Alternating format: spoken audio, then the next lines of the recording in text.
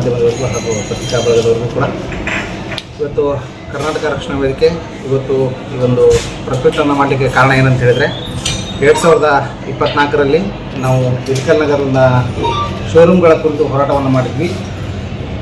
ಆ ಶೋರೂಮ್ ಹೋರಾಟಗಳ ಕುರಿತಂತೆ ಒಂದು ನಮ್ಮ ರಾಯಲ್ ಗ್ರಾನೈಟ್ ಶೋರೂಮ್ ಏನಿದೆ ಸೊ ಅವರು ಕೂಡ ತಾತ್ಕಾಲಿಕ ಸ್ಟೇಯನ್ನು ತೊಗೊಂಡು ಬಂದಿದ್ದರು. ಆ ಸ್ಟೇ ಮುಖಾಂತರ ಏನಂತ ಹೇಳಿದ್ರೆ ಇವತ್ತು ಅದಕ್ಕೆ ತಹಶೀಲ್ದಾರ್ ಆಫೀಸ್ನವರು ಕೂಡ ಸರ್ಕಾರಿ ಅಧಿಕಾರಿಗಳು ಕೂಡ ಆ ಸ್ಟೇಗೆ ಹೋರಾಟವನ್ನು ನಡೆಸಿದ್ದಾರೆ. ಅದೆಲ್ಲವನ್ನು ಆದ ನಂತರ ನಾವು ಅದನ್ನೆಲ್ಲ ನೋಡಿದ ನಂತರ ಆ ಒಂದು ಏನು ಹೊಲ ಇದೆ ಇಳಕಲ್ ನಗರದ ಬಸಪ್ಪ ಪರಪ್ಪ ಸಜ್ಜನ್ ಇವರ ಹೊಲ ಏನಿದೆ, ಈ ಹೊಲದಲ್ಲಿ ಆ ಒಂದು ರಾಯಲ್ ಶೋರೂಮ್ ಗ್ರಾನೈಟ್ ಏನಿದೆ ಅದು ಅನಧಿಕೃತವಾಗಿ ಕಟ್ಟಿರ್ತಕ್ಕಂಥ ಕಟ್ಟಡ ಆಗಿದೆ. ಯಾಕಂದರೆ ಆ ಕಟ್ಟಡಕ್ಕೆ ಯಾವುದೇ ಥರದ ಪರವಾನಗಿಯನ್ನು ಅವರು ಸಹಜವಾಗಿ ಬರ್ತಕ್ಕಂಥ ಚಿಕ್ಕೋಡಿ ಗ್ರಾಮ ಪಂಚಾಯತಿಯಿಂದ ಪಡೆದುಕೊಂಡಿರಲ್ಲ. ಹೀಗಾಗಿ ಆ ಒಂದು ಮಾಹಿತಿಯನ್ನು ಕೂಡ ನಾವು ಆ ಚಿಕ್ಕೋಡಿ ಗ್ರಾಮ ಪಂಚಾಯತಿ PDO ಅವ್ರ ಕಡೆಯಿಂದ ಪಡ್ಕೊಂಡಿದ್ದೀವಿ. ಈಗಾಗಲೇ ಆ PDO ಕೂಡ ಈ ವಿಷಯವನ್ನು ತಿಳಿಸಿದ್ದೀವಿ. ಅಲ್ಲಿರ್ತಕ್ಕಂಥ ಆ ಶೋರೂಮ್ ಏನಿದೆ, ರಾಯಲ್ ಗ್ರಾನೈಟ್ ಶೋರೂಮ್ ಇದೆ, ಅದು ಅನಧಿಕೃತವಾಗಿರ್ತಕ್ಕಂಥ ಕಟ್ಟಡ.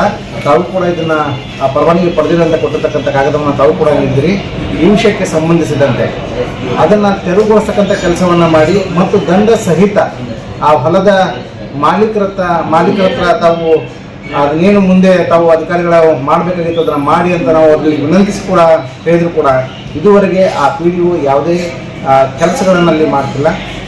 ಆ ಅಧಿಕಾರಿಗಳಿಗೆ ಹೋಗಿ ಇದರ ಬಗ್ಗೆ ಎಚ್ಚರಿಕೆಯನ್ನು ಕೊಡ್ತಿಲ್ಲ, ಯಾವುದೇ ನೋಟಿಸ್ಗಳನ್ನು ಕೊಡ್ತಿಲ್ಲ. ಈ ಕುರಿತು ತಾಲೂಕು ಪಂಚಾಯತಿ CO ಕೂಡ ನಾವು ಈ ವಿಷಯವನ್ನು ತಿಳಿಸಿದ್ದೇವೆ. ತಕ್ಷಣದಲ್ಲೇ ಆ PDO ಎಚ್ಚೆತ್ತುಕೊಂಡು ಆ ಒಂದು ಪರವಾನಗಿ ಪಡೆದ ಏನು ಕಟ್ಟಡವನ್ನು ಕಟ್ಟಿದ್ದಾರೆ ಅದಕ್ಕೇನು ತಾವು ಕಾನೂನು ನಿಬಂಧನೆಯಲ್ಲಿ ಮಾಡಬೇಕಾದಂಥ ಕಾರ್ಯಗಳನ್ನು ಮಾಡದೇ ಇದ್ದಲ್ಲಿ ಕರ್ನಾಟಕ ರಕ್ಷಣಾ ವೇದಿಕೆ ಅವರ ಒಂದು ತಾಲೂಕು ಏನು ಗ್ರಾಮ ಪಂಚಾಯತ್ ಇದೆ ಆ ಗ್ರಾಮ ಪಂಚಾಯತಿ ಮುಂದೆ ಉಗ್ರವಾದಂಥ ಹೋರಾಟವನ್ನು ಮಾಡಬೇಕಾಗುತ್ತೆ ಅಂತೇಳಿ ಈ ಮೂಲಕ ನಾವು ಎಚ್ಚರಿಕೆಯನ್ನು ನೀಡ್ತಾ ಇದ್ದೀವಿ. ಧನ್ಯವಾದ.